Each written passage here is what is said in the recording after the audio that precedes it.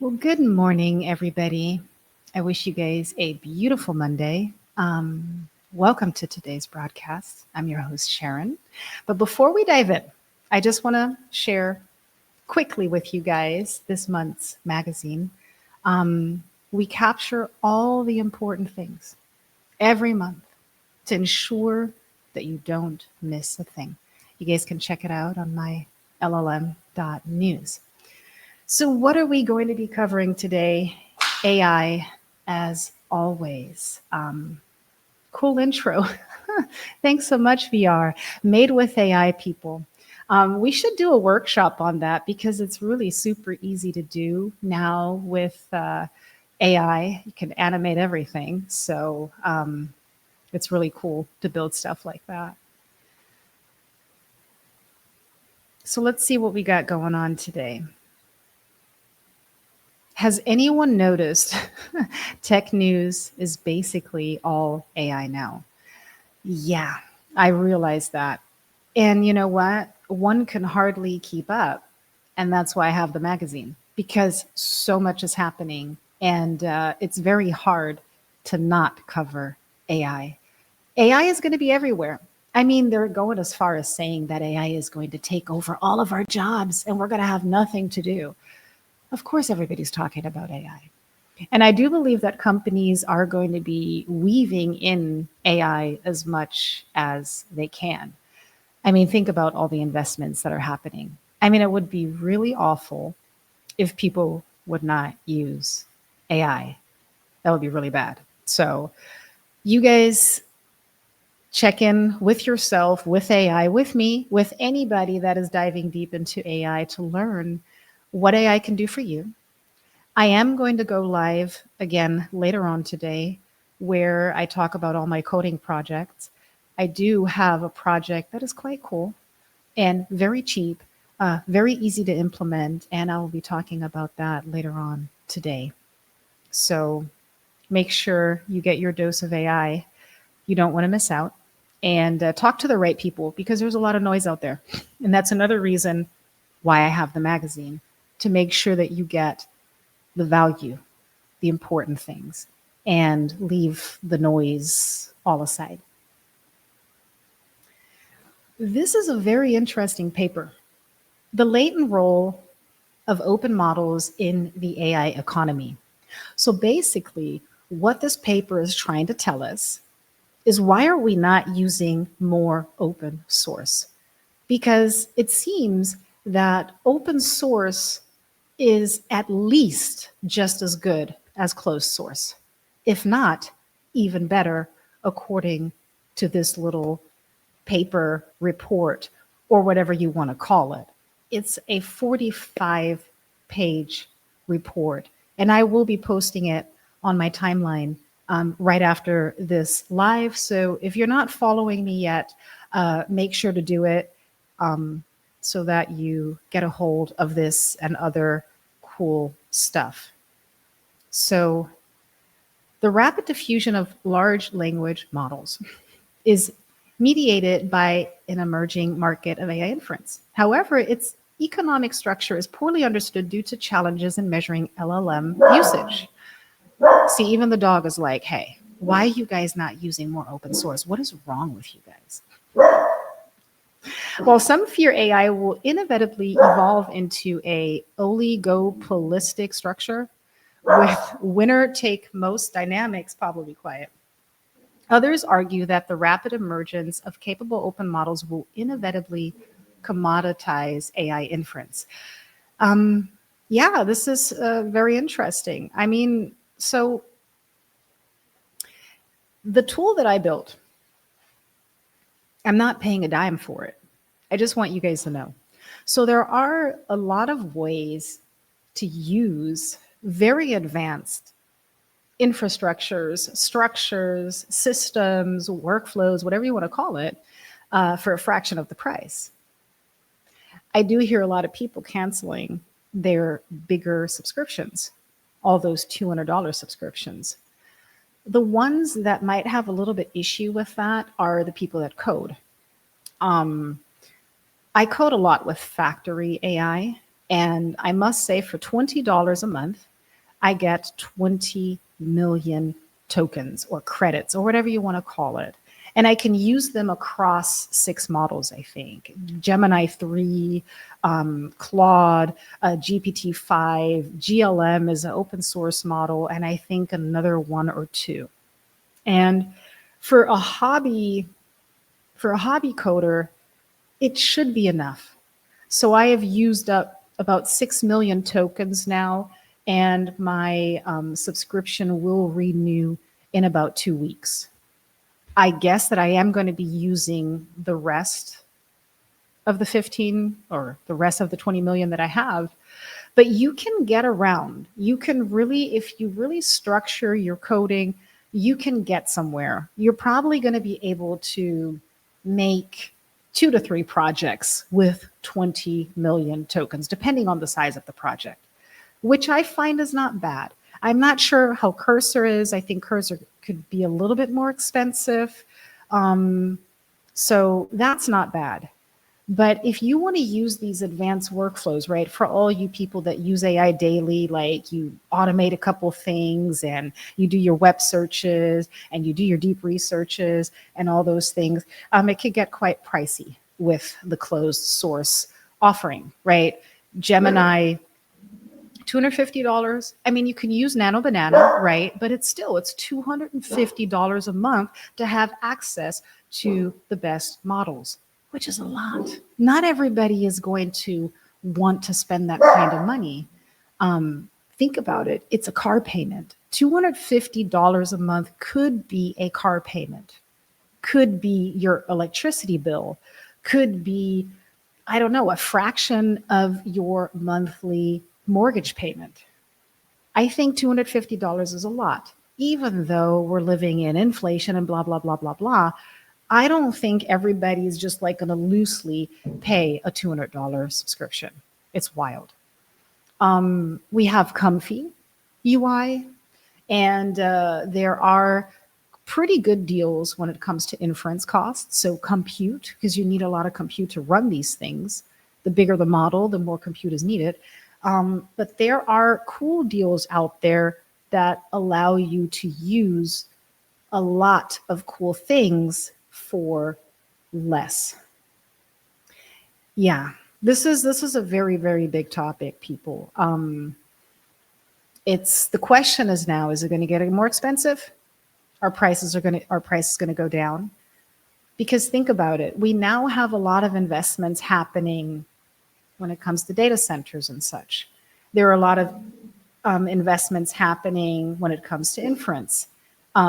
Inference providers such as Grok with a Q, there are more coming. So that could definitely push prices down, but how fast, I really don't know. A lot of people are saying prices are going to go up first because funding is going to dry out in certain areas, meaning the providers have to charge more.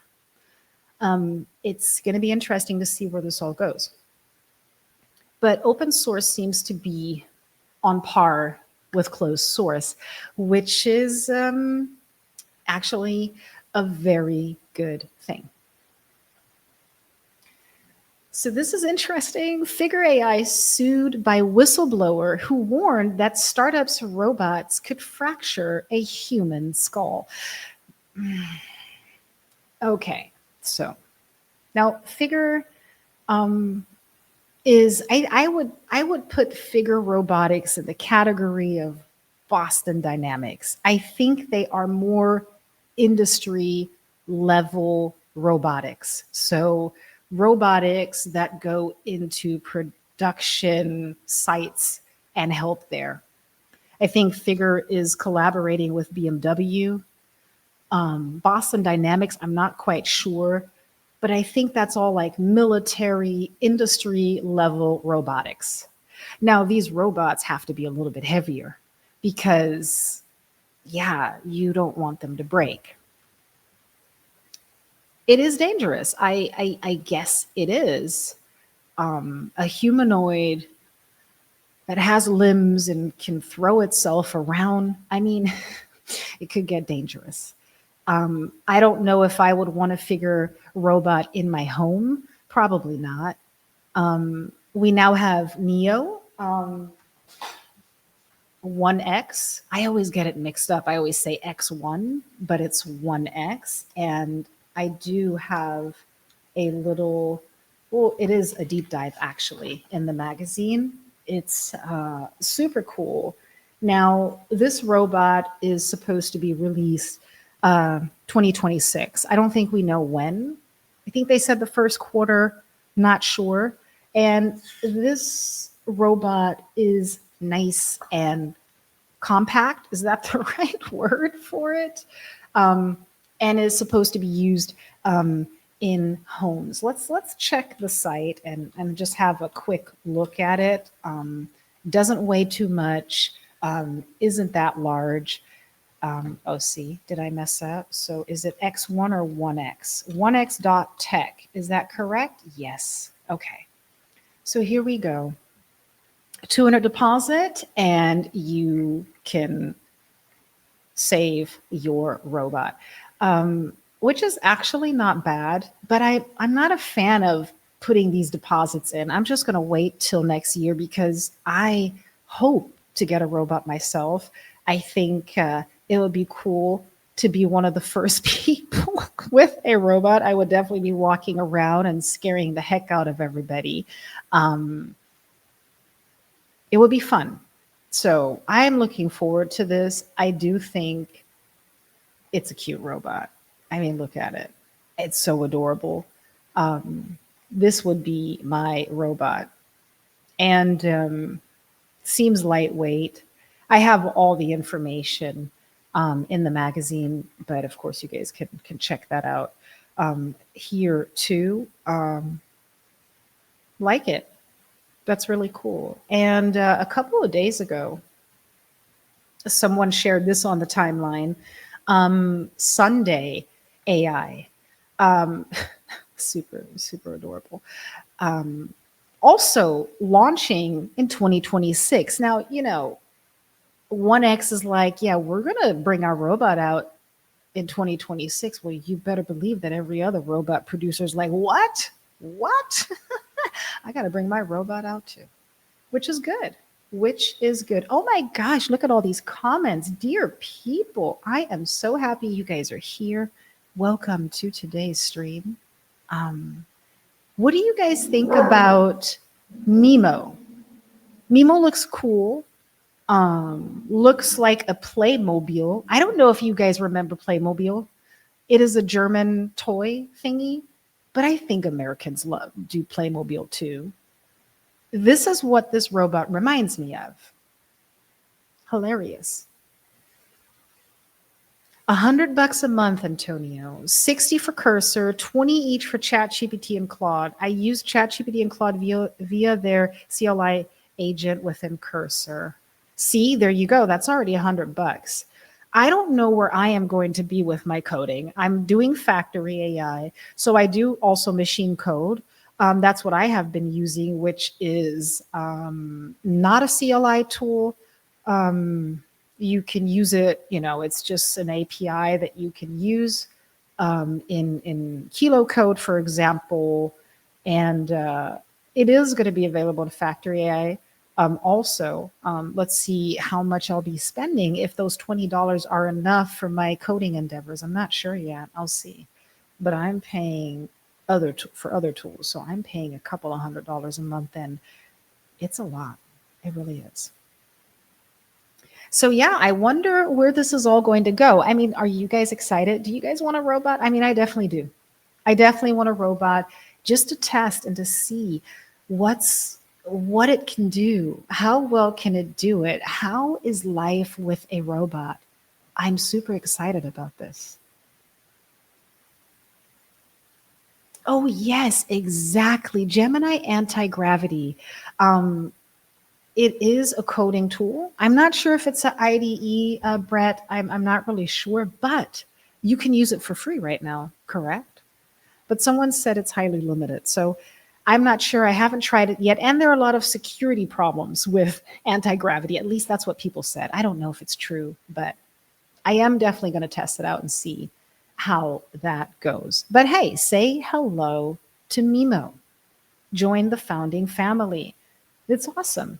I think 2026 is going to be the year of robotics. And why I'm saying that there's going to be a lot more investment happening. There's going to be a lot more investment happening in regards to world models, right? I think that is a situation where robots are trained in these world models are going to play a very big role when it comes to autonomous cars and robotics. So I do believe that there is going to be a lot more happening in that area. So have we hit a wall yet? Right? Is the bubble going to burst? I don't think so, people. They are building real world things. It's expensive, right? You can't just be like, oh, I'm going to build a robot in my garage for 200 bucks. That's not going to be so easy to do. So there's a lot of money needed, especially if Elon Musk said how many 9 billion robots or 90 billion, 80 billion.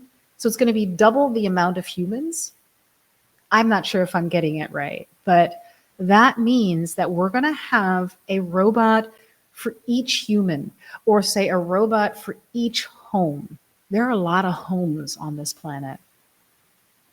So you can imagine how much money has to flow to get there. But yeah, figure AI is probably not necessarily going to be your number one home robot. I don't want a robot to fracture my skull. No, thank you. We're going to have different kind of robots, people. It is what it is. Or let's say different kind of humanoids, because we've had robotics for many, many, many, many, many, many years already. Now it's the era of humanoid robots that can do more fine-tuning work. Okay, I think we're good to go. That's all I got for you guys today. Um, I wish you guys a beautiful day. Let's see, what do we got here? Have you done anything with GenSpark AI? I don't like it. And you see the dog, he doesn't like it either. He's like, what? GenSpark AI? You gotta leave me alone with that stuff. Well, GenSpark AI, I don't like it. Oh, so I like to, if I were to use one of these, Pablo, come here. Come here. You're disturbing my whole show. How can you be so rude? So, how can this dog be so rude? So GenSpark AI, Kimi, I do play around with Kimi .com. That's definitely something to check out. And I don't use Manus AI either. Um, I use well, I'm actually building my own tools, right, to automate things for me. I'm building my own agents, and I'm going to talk about that later. So I want to thank you guys for hanging out with me today, and we'll be back later. You guys have a great rest of your day. Bye bye.